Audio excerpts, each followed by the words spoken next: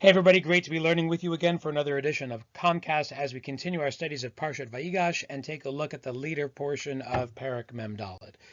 At this point in the story, Yehuda is continuing his conversation with Yosef, although in fact it's really just a one-way conversation, with Yehuda doing most of the talking and occasionally mentioning things that Yosef had said to him, but also things that Yaakov had said to him. And in this case, that's exactly what he does. He quotes something that Yaakov had said to him earlier, before he allowed Binyamin to go to Egypt with the brothers based on Yosef's request. He's worried that something will happen to Binyamin.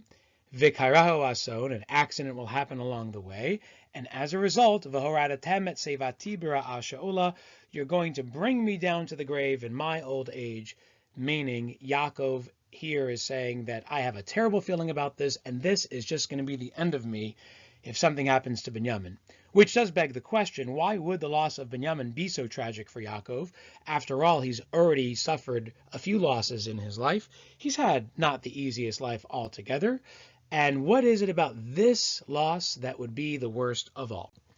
Rashi looks at the events here, not just in terms of what's happening now, but what's happened before. You see, Binyamin is Yaakov's link to the past. He's the brother of Yosef, and he's the son of Rachel, the wife who he loves and the son who he loved. And losing Binyamin would actually be like losing three people all at once, not just one person, because Binyamin represented to Yaakov both Yosef and Rachel. So the loss of Binyamin would represent the loss of three people, not just one, and that's why the loss of Binyamin would be such a terrible loss, and Yaakov said he would take it so hard. Ramban has a bit of a different explanation here, and it goes like this. Yaakov, we know, already had a terrible feeling about this. When the brothers tried to convince him to allow Binyamin to go with them back to Egypt, he flatly refused. He would have no part of it. And Reuven offered, and Yaakov said, that's crazy, I'm not going to let you do it.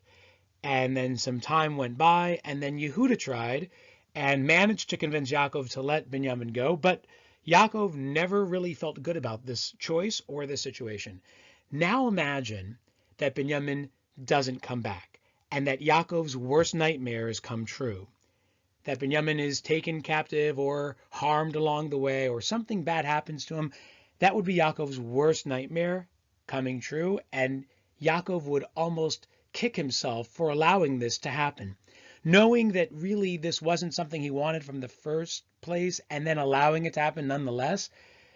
Well, that would be like letting it happen when really you knew you didn't want to do it in the first place. And that feeling, that awful feeling of, I saw it coming, but I didn't do anything to stop it, that would do Yaakov in. It's kind of like if you knew something terrible was going to happen, but you said, well, maybe it won't happen. I'll just do it anyways. And then it does happen. You feel really bad because you kind of knew that something terrible could happen, but you went along with it anyways.